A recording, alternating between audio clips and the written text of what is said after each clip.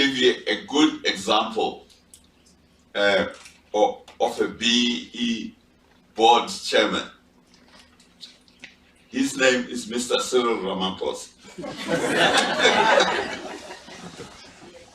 Mr. Ramaphosa became chairman of one of our huge companies called Bidvest.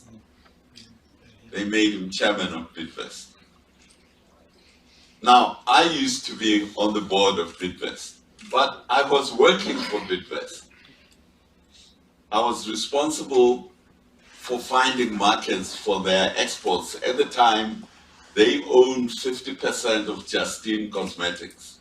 And I was hired as a consultant to find a market in Central and East Africa for Justine Cosmetics.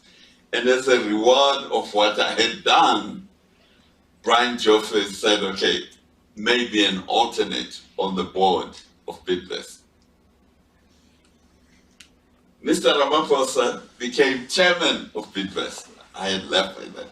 He became, and I read in the newspaper that he had missed 5 successive board meetings as chairman of the board. Just didn't show up.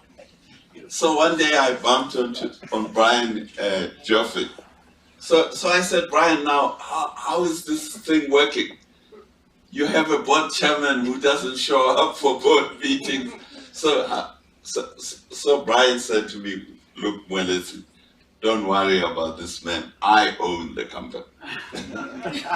So this is to show you what BE does. I'm sure he was getting a fat allowance for whatever, but the reality is that 5 consecutive board meetings, the board chairman is not there.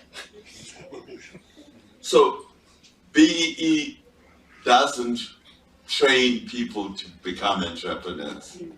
It builds up this parasitic culture that the civil